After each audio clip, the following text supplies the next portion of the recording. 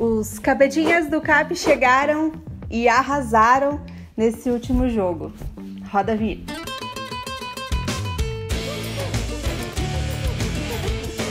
Então, 16 gols em 3 jogos. Esse é o Atlético que a gente esperava em 2019. E guardaram os gols pro segundo turno? Pode ser que sim. O que você acha que mudou tanto assim pra esse segundo turno tá avassalador? Talvez a saída dos 2 laterais, que era um dos pontos de mais reclamação entre a torcida do Atlético, né? O Reginaldo saiu da lateral direita, entrou ali o Kelvin. O Nicolas saiu da lateral esquerda e entrou o Jaderson. Na verdade, o Jaderson tá mais à frente, né? Mas quem tá substituindo ele, em tese, é o Éder. Eu gostaria muito hoje de começar o nosso trash de hoje falando sobre o Kelvin, né? O Kelvin, menino de 18 anos, recém fez 18 anos agora em janeiro. É impressionante a maturidade que tem o futebol do Kelvin, né? Logicamente, pela própria idade, ele tem uma vitalidade muito grande, ele marca, ele ataca, ele corre o jogo inteiro.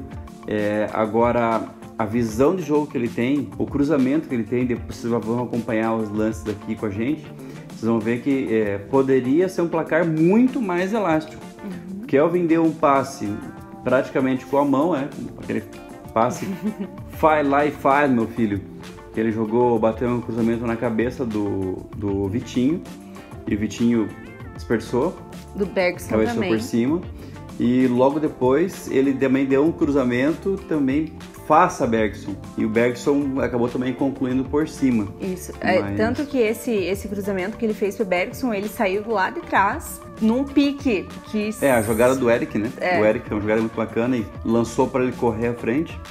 A rapidez que o Kelvin tem é uma coisa meio absurdo, surreal, né? Assim, que é uma coisa que a gente via, e eu faço essa ligação, eles não têm o mesmo posicionamento, mas o Cirino, quando o Cirino era, né, mais jovem, nos primeiros anos de Atlético, o Cirino era muito rápido, e eu vejo essa rapidez que o Kelvin tem muito no Cirino. Isso me lembra muito, apesar de não jogarem na mesma posição, né? Mas é isso aí, que o que eu entendi é assim, colocou na frente e ninguém pega. Exatamente. E é isso que a gente espera. A gente tem, querendo ou não, aí uma temporada inteira pela frente.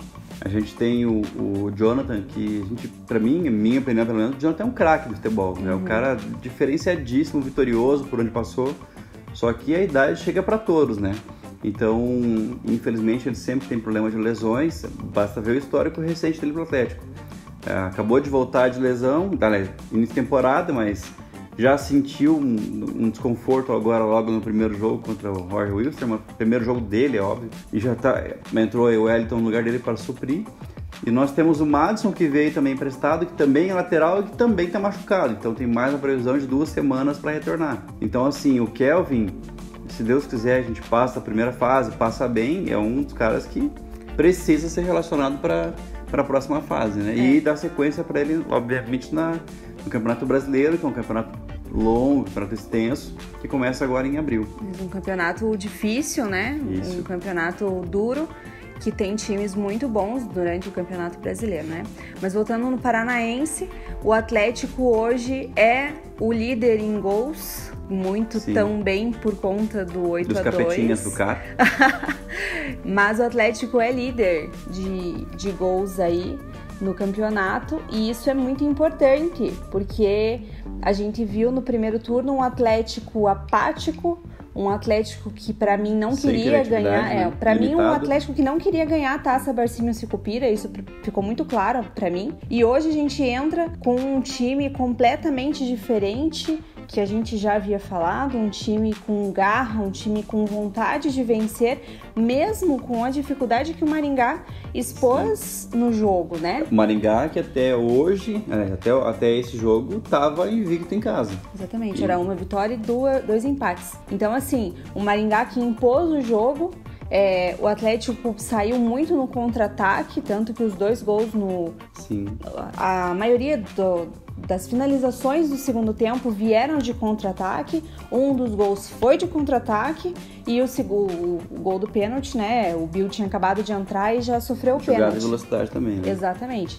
Então, assim, a gente vê um Atlético diferente, uma postura diferente. Pode ter sido também, a gente havia comentado que os 8-2 poderia ter sido a entrada do Paulo André ali, né? Falando em Paulo André, um jogador que dá muita segurança para os mais novos, né? Principalmente porque é um cara vitorioso na carreira, né? É um cara que mais 6 meses aí já vai, menos, né? Já vai assumir departamento diferente, mas eu creio que não tenha sido, hoje não sentiu falta alguma. Zé Ivaldo, a gente sabe que é um jogador que joga, na sua posição, joga muita bola, né? Apesar de jovem. Era isso que eu ia comentar. Apesar de jovem, o Zé Ivaldo tem uma carga de Jogou time titular. Disputou a Libertadores. Isso, do time principal, né? 3 considerações antes de finalizar. Goleiro Léo, acho que tá melhorando, fez defesas importantes, apesar de um lance ali que deu uma espanada na bola, mas nada que seja tão preocupante. Eu creio que vai ter muito chão pela frente para desenvolver o seu melhor futebol. Rafael Guanais, que felizmente tá fazendo o básico, jogador certo, na posição certa. Parabéns, quando tem que criticar, a gente critica, quando tem que elogiar, a gente elogia, então continua assim, que tá indo bem. E o Bergson, que participou hoje dos 4 gols, né? Fazendo 2, dando assistência para mais um, e o cruzamento que deu na canela do jogador, que passou no meio das pernas do goleiro. Então assim, pessoal, foco, tem mais alguns jogos pela frente, eu acho que esse segundo turno é nosso, e vamos meter 9 no Toledo na final. É isso aí. Não esqueçam de acessar www.tretes.com.br, lá você fica por dentro de tudo que acontece no Atlético. Até semana que vem.